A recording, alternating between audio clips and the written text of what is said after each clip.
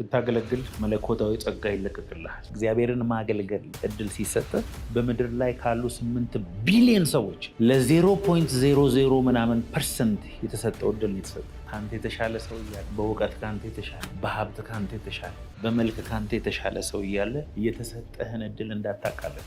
አንዳንዶቻችን መከራ ብለን የምንጠራው መከራ አይደለም። የመከራ ዴፊኒሽን ጠፍቶብን እንድታምነው ብቻ ሳይሆን በጣም ከወደደ ስለሱ መከራም እንድትቀበል ይጠራል። አንዳንዱን እግዚአብሔር ለመልካም ነገር ያምናል፣ አንዳንዱን በመከራ ውስጥ ሁሉ የሚያምነዋል።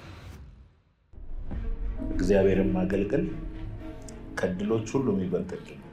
ዛሬ የምንማረው እግዚአብሔርን ማገልገል በዚህ ምድር ብቻ ሳይሆን በሚመጣውም ዓለም የመጨረሻው ትልቁ ነገር የእግዚአብሔር አገልጋይ ነው።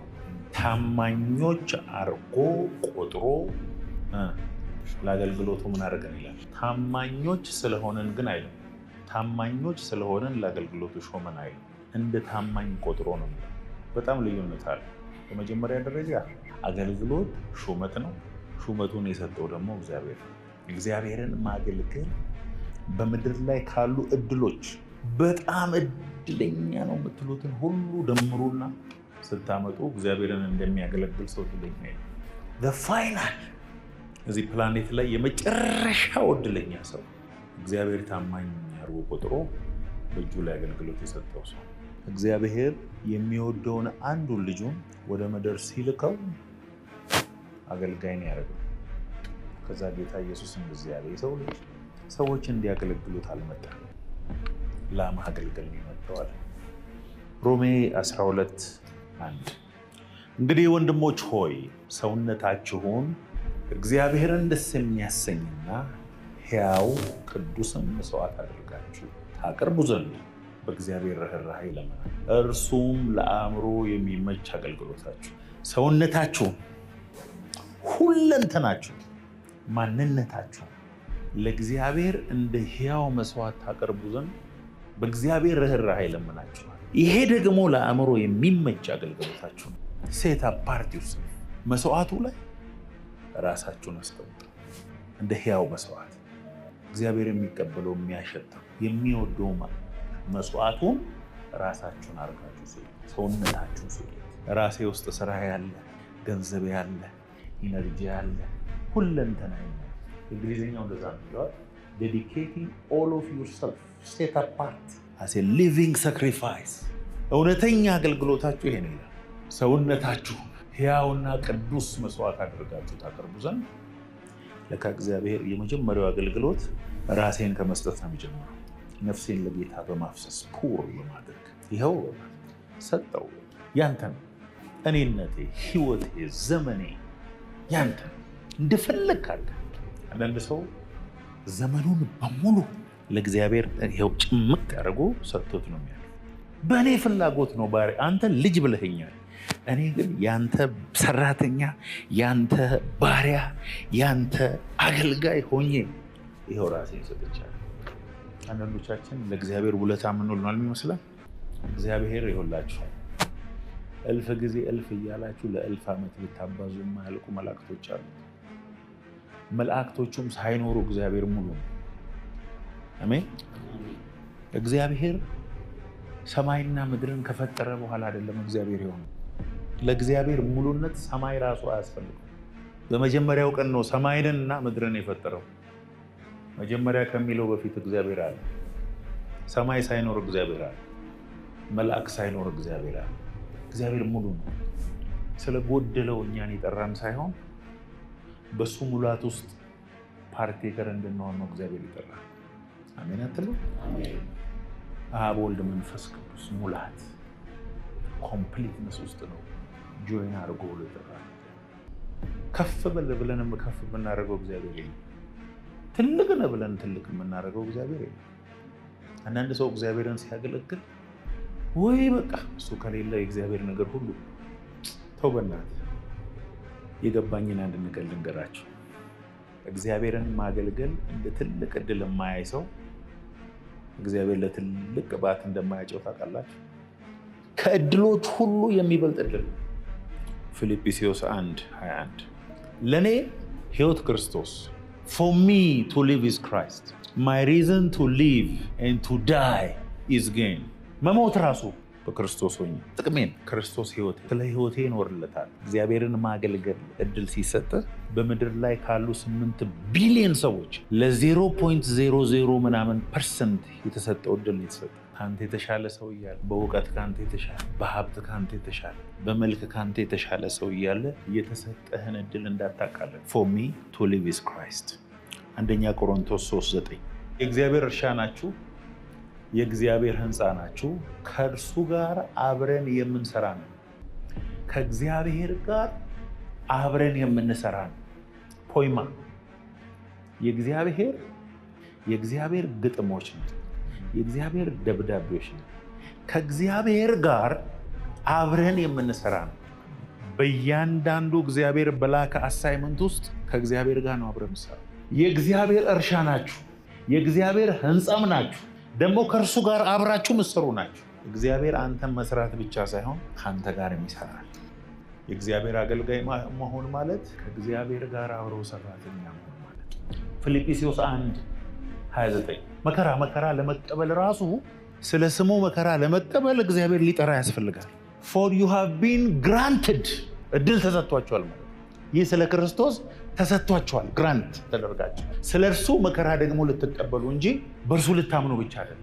you are granted ፕሪቪሌጅ ተሰጥቷቸዋል። ኢየሱስ እንዲሆንኩ ቤተክርስቲያን እንዲሆንኩ እንደዚህ ሆንኩ ግራንት እድል ከተሰጠ ነው ስለ እሱ የምትሰደው።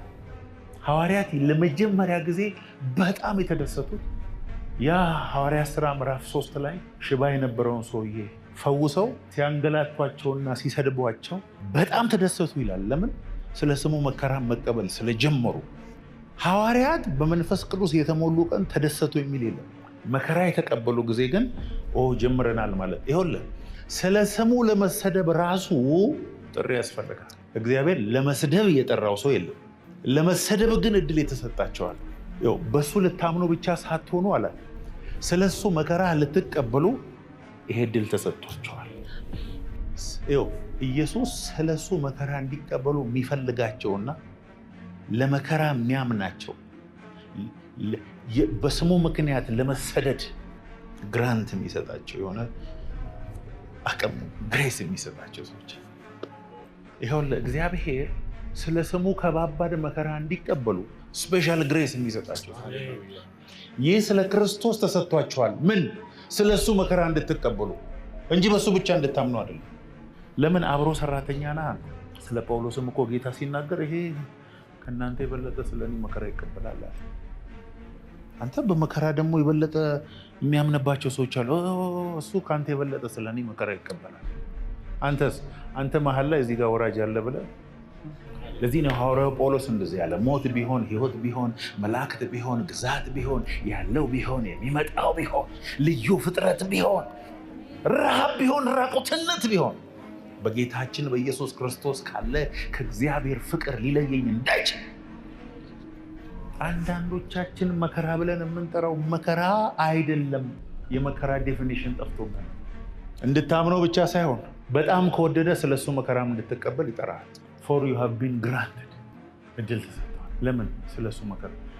ሐዋርያው ጳውሎስ ለጢሞቴዎስ ደብዳቤ ሲጽፍ ምን እንዳለ ታውቃላችሁ? እኔን ተከተለኝ፣ መከራዬን፣ ትዕግስቴን። ሐዋርያው ጳውሎስ ለጢሞቴዎስ አውርሶት ሄዶ ምን እንደሆነ ነገራችሁ? የሰራውን ሕንፃ የለም፣ መጽሐፍ የለም፣ ምን የለም። ይኸውልህ አሁን ለአንተ ማስረከብህን ተረከባለሁ። መከራዬን፣ ጽናቴን፣ ትዕግስቴን እንካ። ጌታ ኢየሱስ ጢሞቴዎስ ከጳውሎስ የወሰደው በጠቅላላ መከራውን፣ ጽናቱን፣ ትዕግስቱን፣ እምነቱን ነው ሰጥቶት። እሱን ደግሞ ምን አለው? በሽማግሌዎች እጅ መጫንና በትንቢት የተቀበልከው እሱን በማቀጣጠል መከራዬን፣ ጭንቀቴን፣ እስራቴን ተረከቡ። 2 ጢሞቴዎስ 2:12 ብንጸና ከእርሱ ጋር ደግሞ እንነግሳለን፣ ብንክደው እሱ ደግሞ ይክዳል። በሰዎች ፊት የሚመሰክርልኝ የሚያከብረኝ በአባቴና በመላእክቶቹ ፊት እመሰክርለታል። በሰዎች ፊት በእኔና በቃሌ ያፈረብኝ በአባቴና በመላእክቶቹ ፊት አፍርበታል። ብዙ ለመሰከረልኝ እመሰክርለታለሁን ብቻ ነው የምናስበው። ያፈረብኝና የተሸማቀቀብኝን ደግሞ እኔ ማፍርበታለሁ የሚል ደግሞ አውሯል። ብንክደው ይከዳናልም ደግሞ ሁለተኛ ቆሮንቶስ ምዕራፍ 11 ከቁጥር 23 ጀምሮ እንደ እብድ ሰው ላለው እኔ እበልጣለሁ። ከእብድ እበልጣለሁ እኮ ነው። እኔ ከእብዶች የባስኩ እብድ ነኝ ማለት ነው። I am speaking as if I were out of my mind. I am more so. እንዳበደ ሰው ልንገራችሁ፣ ግን እኔ ካበደም ትንሽ የበለጠ አብዝቻለሁ።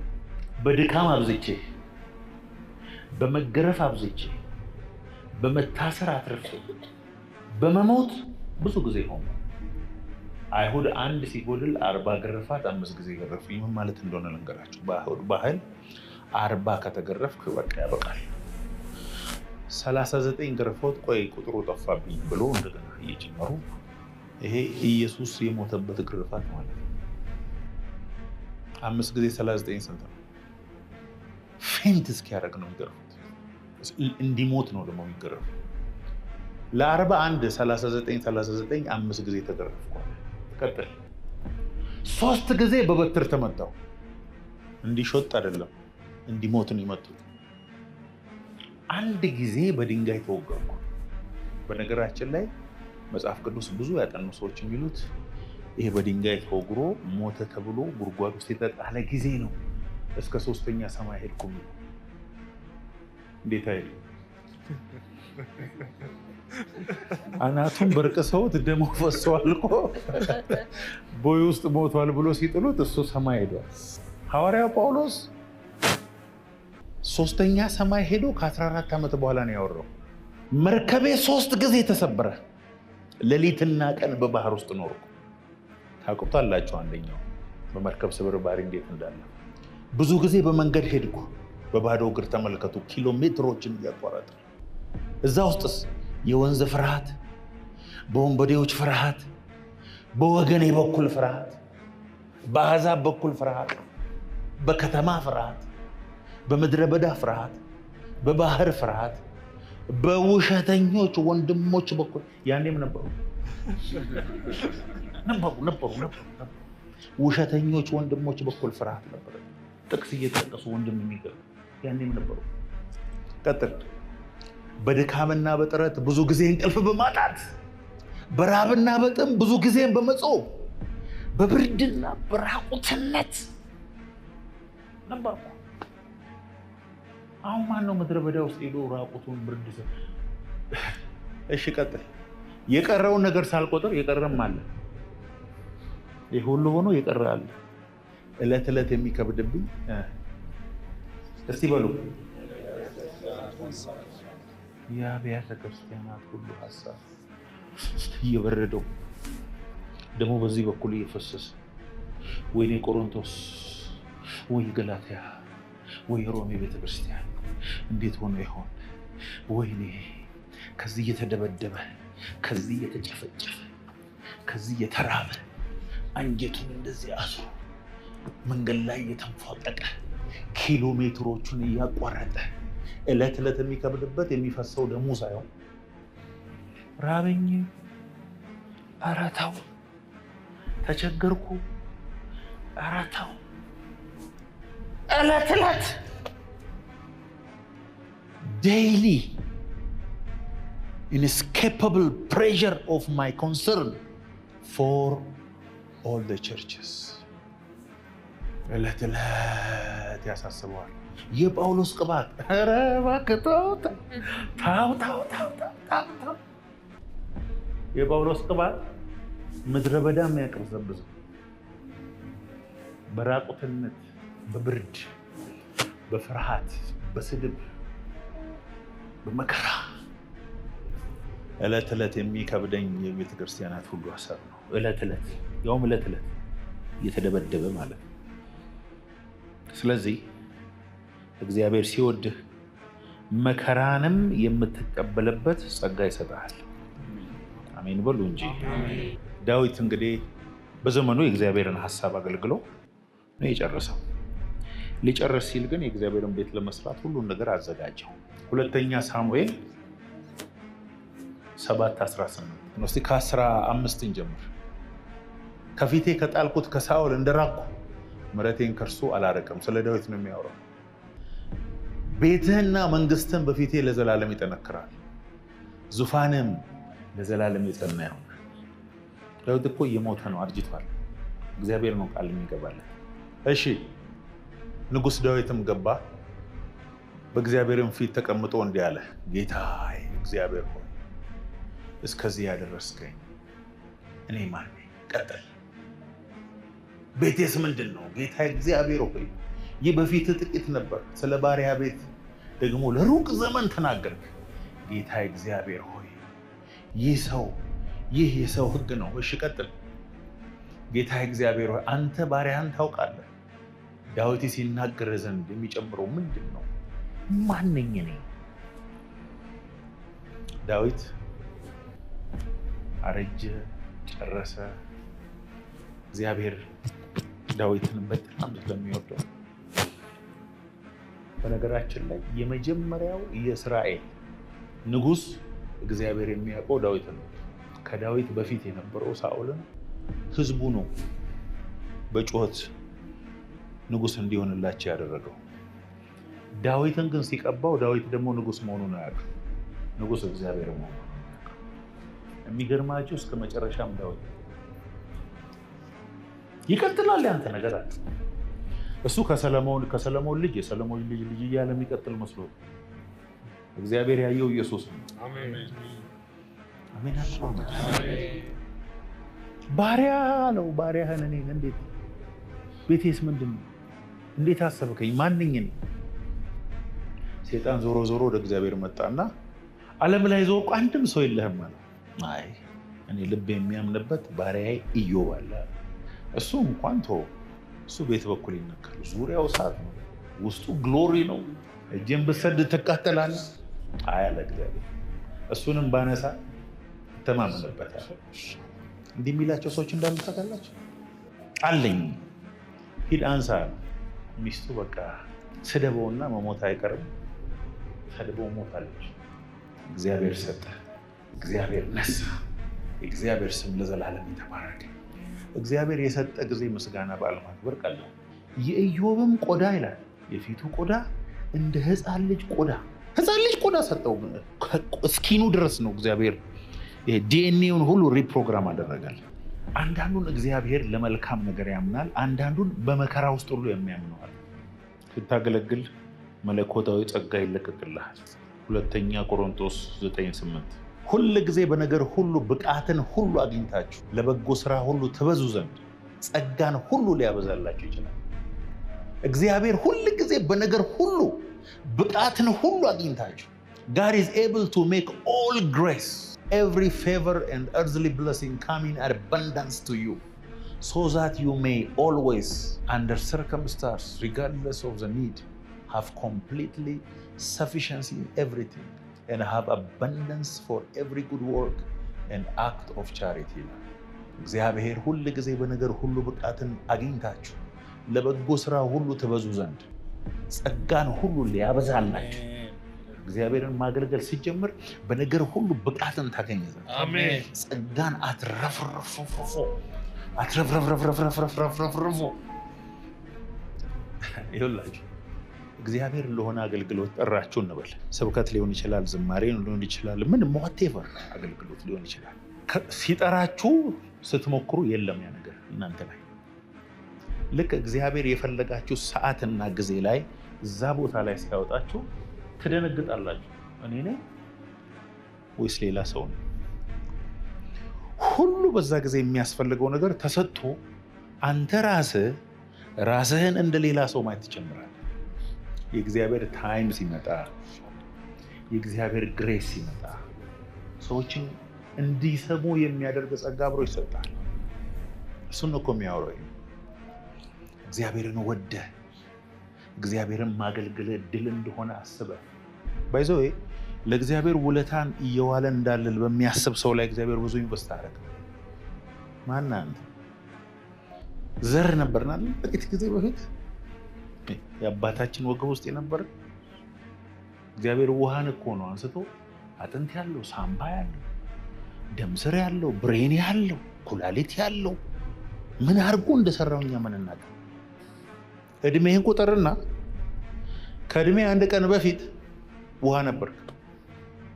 እንዴት እዛ ውስጥ እግዚአብሔር አይን እንደፈጠረ ጆሮ እንደፈጠረ የተለያየ መልክ እና አሻራ እንደፈጠረ እኛ እናውቃለን።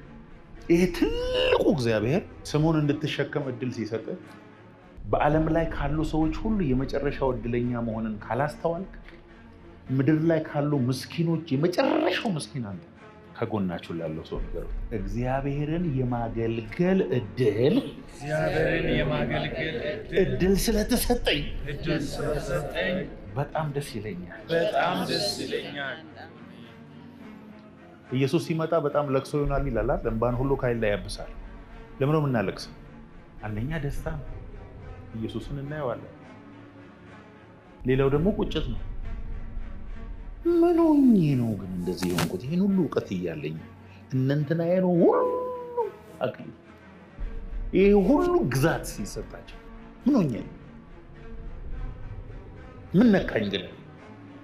እኩል ጸጋ፣ እኩል ጊዜ፣ እኩል ነገር ተሰጥቶኝ እኔ ግን ማትረፈ ደግሞ ሰልፊሽ ሆንኩት። ትልቅ አደራ የተሰጣችሁ ሰዎች ተጠንቀቁ። እያንዳንዱ አደራ ውስጥ እግዚአብሔር እጅ አለበት። ያያል እግዚአብሔር። ሰው ባይከፍል የሚከፍል እግዚአብሔር አለ። እግዚአብሔርን ማገልገል የእግዚአብሔር ወዳጅ ያደርጋል። አሜን በሉ እንጂ። አዎ ፌሎሺፕ እየጠነከረ ይሄዳል። ዮሐንስ 15:15 እኔ ባሪያዎች አልላቸውም አለ እኮ። ወዳጆች የእንግሊዝኛው ምንድን ነው የሚለው? ፍሬንድስ። አብርሃም የእግዚአብሔር ፍሬንድ ነው። ባሪያዬ ለአብርሃም ሳልናገር የማደርገው ምንም እኔ I will call you my friends። ወዳጆች ከአባቴ የሰማውን ስላሳወቅኳችሁ ባሪያዬ እንዲህ አይነት ሚስጥር አያውቅም። እናንተ ግን አቲቲዩዳችሁ የሚሆነው አለ ሁሉ ሰርታችሁ ስትመጡ እኔም ማልጠቅም ባሪያ ነኝ በሉ። እናንተ በሉ፣ እኔ ግን አልላችሁ። ባለ አንዱም ባለ ሁለቱም ባለ አምስቱም መጡ አይደለ? እግዚአብሔር ከሌሎች የተለየ ታለንት፣ የተለየ ጸጋ፣ የተለየ መሰማት፣ የተለየ ኦፖርቹኒቲዎችን ካመጣ ባለ አምስቱ ነው ማለት እኮ። ዝም ብሎ ተጎትቶ ወደ አንተ፣ ያኛው ኃላፊነት ተጎትቶ ወደ አንተ፣ ይሄኛው ምናምን ሰው እጅ ሳታወጣ አንተን እየመረጠ ከሆነ ባለ አምስቱ ነው። እሺ ሲለው ጌታዬ አምላኬ 5 ሰጠኝ ነበር፣ ሌላ 5 ሰራው። 10 ሲለው እኮ ጌታው ደስ አለው፣ ወደደው። ምን አለው? ከዛ አንተ በሉ እስቲ አንተ በጎ ታማኝ በእግዚአብሔር አፍ የሚባሉ ሰዎች አሉ። አንተ በጎ ታማኝ ባሪያ፣ በጥቂቱ ታምናል፣ በብዙ ሾመሃል። ዛሬ አእምሯችሁ ውስጥ ያለ እግዚአብሔርን ማገልገል እንደ በደል የምታስቡትን ነገር ከውስጣችሁ ነቅየዋል። አሜን።